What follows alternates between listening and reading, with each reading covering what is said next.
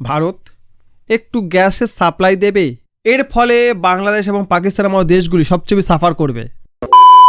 বন্ধুরা, বর্তমানে Iran, Israel, ইউএসের যুদ্ধ চলছে।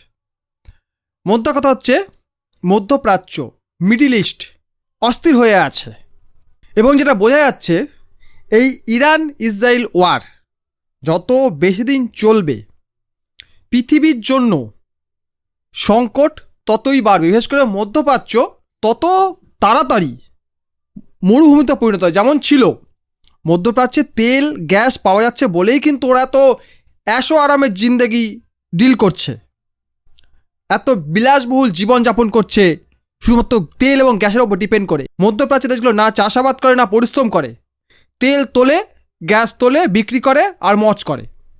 এই ইরান এবং ইসরায়েল ওয়ার যত বেশি দিন চলবে তত তাড়াতাড়ি মধ্যপ্রাচ্য মরুভূমিতে পরিণত হবে। কারণ কি? কারণ যে অয়েল গ্যাস মিডিল ইস্ট থেকে বিক্রি হচ্ছিল সেগুলি প্রায় শেষ হয়ে যাচ্ছে। মানে গ্যাস ফুরিয়ে গেছে? আগে না, গ্যাস ফুরোয়নি।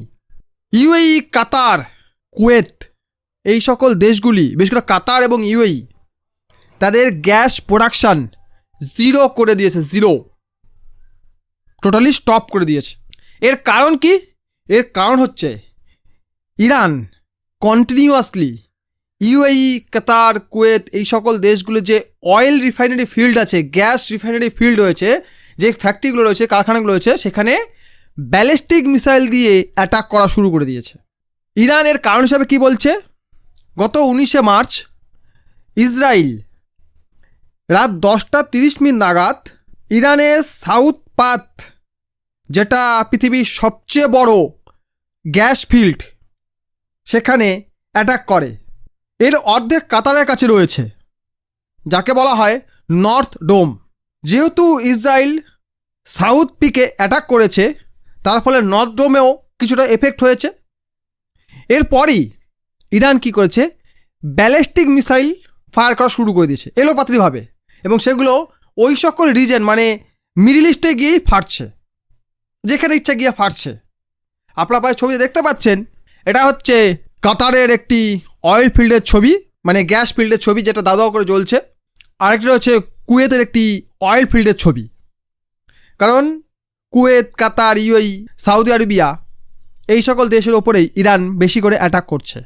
কারণ এই সকল দেশগুলি ইউএসের সবচেয়ে বড় অ্যালাই মিডল ইস্টে। কারণ ইসরায়েলকে তো অ্যাটাক করছেই, ইসরায়েল সবচেয়ে বড় অ্যালাই, নো ডাউট, কিন্তু এই সকল দেশগুলোর ওপরেও ইরান অ্যাটাক করছে। এছাড়া পৃথিবীর সবচেয়ে বড় এলএনজি কমপ্লেক্সে অ্যাটাক করেছে ইরান। কাতারের রাস লাফান এলএনজি কমপ্লেক্স শাটডাউন হয়ে গেছে। শাহ গ্যাস প্ল্যান্ট ইউএইর শাটডাউন করে দিয়েছে। এছাড়া ইউএই যে অন্যান্য এলএনজি প্ল্যান্টগুলো রয়েছে সেগুলো অ্যাটাক করা হয়েছে, যার ফলে ইউএই গ্যাস প্রোডাকশান শূন্য করে দিয়েছে, এর আগেই বললাম। আর এই যে ইউএই, কাতার, কুয়েত এই সকল দেশগুলো গ্যাস প্রোডাকশান জিরো করে দিয়েছে, এতে বহির্বিশ্বে কেমন এফেক্ট হচ্ছে? কারণ এই সকল দেশগুলি থেকে পৃথিবীর প্রায় 17% গ্যাস সাপ্লাই হয়।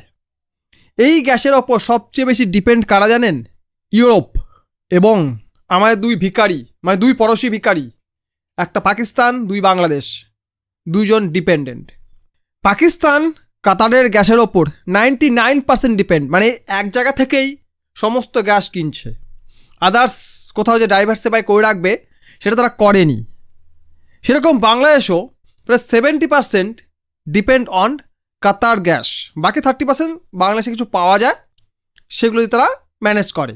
এখন যেহেতু মিডল ইস্ট থেকে গ্যাস সাপ্লাই পুরোপুরি শাটডাউন হয়ে গেছে এবং এর ফলে গ্যাসের দামও বেড়ে গেছে, এবং যে সকল দেশগুলি বর্তমানে গ্যাস সাপ্লাই করতে সক্ষম, যেমন অস্ট্রেলিয়া, ইউএসএ, রাশিয়া, এদের গ্যাসের সঙ্গে মিডল ইস্টের গ্যাসের সামান্য ডিফারেন্স রয়েছে, যেটা পাকিস্তান হোক বাংলাদেশ এদের ইনফ্রাস্ট্রাকচার সহ্য করতে পারবে না। এগুলোকে চেঞ্জ করতে হবে, যেটা পাকিস্তান ও বাংলাদেশের পক্ষে একটু কঠিন কাজ। কেননা এরা ভিখারি, সারাক্ষণ দে দে থোড়াসা দে দে এইভাবে বেঁচে থাকে। তারা নতুন করে ইনফ্রাস্ট্রাকচার কী করে বানাবে? অলরেডি আইএমএফ থেকে গাদা লোন নিয়ে বসে আছে, শোধ করার নাম নেই। আরও দাও, শোধ করার নাম নেই। ফরেক্স রিজার্ভ তো মানে তলানিতে একবারে, বেড়ে যাওয়া রেট দিয়ে কী করে কিনবে এরা? ভারত কতটা ডিপেন্ডেন্ট? ভারতও তো গ্যাস কেনে, ভারত যতটা গ্যাস কেনে তার প্রায় 50% কিন্তু কাতারের কাছ থেকে, বাকি 50% রাশিয়া, ইউএসএ এই সকল দেশের কাছ থেকে আমদানি করতো। মানে ভারত কি করেছিল, সমস্ত ডিম একটা পাত্রে রাখেনি, ওটাকে ছড়িয়ে রেখেছিল, যদি কখনো এরকম কোনো প্রবলেম হয় তাহলে আমরা যেন অন্য কারো কাছ থেকে নিয়ে ম্যানেজ করতে পারি। ভারত সেই রকম এই সকল দেশগুলি, বিশেষ করে অস্ট্রেলিয়া, ইউএসএ, রাশিয়া এদের কাছ থেকেও গ্যাস কিনতো, কারণ সেখানে অর্ডার পাচ্ছে বেশি, অর্ডার বেশি যাচ্ছে এবং সেখান থেকে ভারত ম্যানেজ করার চেষ্টা করছে। এখন দেখবেন বাংলাদেশ যে ভাগ ধমকি দিত না সবসময়, আমরা এই করে দেবো, আমরা ওই করে দেবো, আমরা 7 সিস্টার নিয়ে নেবো, আমরা কলকাতা দখল করে নেব, সেগুলো আর বলবে না।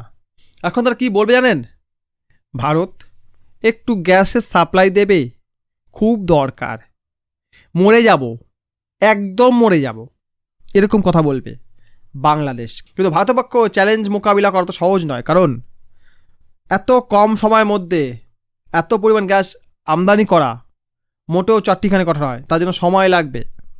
ভারতেও এলপিজি ক্রাইসিস রয়েছে বর্তমানে, আমাদের এখানে বুকিং পাচ্ছি না, আমরা প্রবলেম রয়েছে।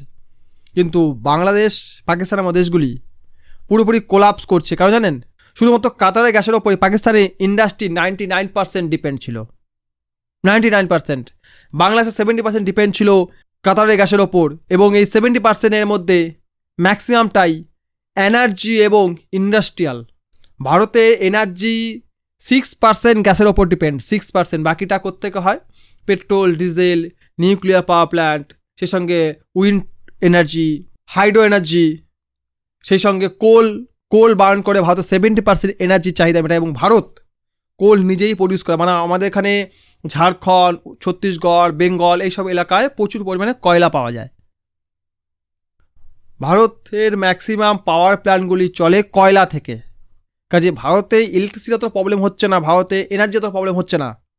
ভারতে যেটা সবচেয়ে বড় প্রবলেম সেটা হচ্ছে রান্নার গ্যাসের, সেটা আমরা প্রত্যেকে ফেস করছি। তাই আমরা বলতে পারি এই যে এনার্জি ক্রাইসিস শুরু হয়েছে, সেটা গ্যাসের ক্রাইসিস শুরু হয়ে গেছে, এর ফলে বাংলাদেশ এবং পাকিস্তানের মতো দেশগুলি সবচেয়ে বেশি সাফার করবে, কারণ এরা মুখেই বাতলা মারতে পারে, কাজের বেলায় ঢুডু। তারই ফল আমরা দেখতে পাচ্ছি, হাতে হাতে পাচ্ছি দেখতে, যে একই জায়গা থেকে সমস্ত আমদানি চলছে। যদি কখনো প্রবলেম হয়, যদি আমরা তখন কী করবো সেসব ভাবা দরকার নেই, পাচ্ছি যখন নিয়ে নে, পরেরটা পরে ভাবা যাবে। ভারত যেহেতু ডাইভার্সিফাই করে রেখেছিল তাই ভারতের পক্ষে ইজি, কিন্তু এদের পক্ষে তারা ইজি নয়। তাই আমরা এখন দেখতে পাবো বাংলাদেশ এখন বন্ধুত্বের সুর গাইবে, ভারত আমাদের পরম মিত্র, ভারত না হলে আমরা মরে যাব, এ ভারত একটু গ্যাস দাও, একটু তেল পাঠাও, আমরা পাচ্ছি না। ভিডিও লাইক করুন, কমেন্ট করুন, বন্ধুদের সঙ্গে শেয়ার করুন। আপনার মূল্যবান বক্তব্য এই ভিডিও কমেন্ট বক্সে অবশ্যই কমেন্ট করে জানান। ভিডিও দেখার জন্য অসংখ্য ধন্যবাদ।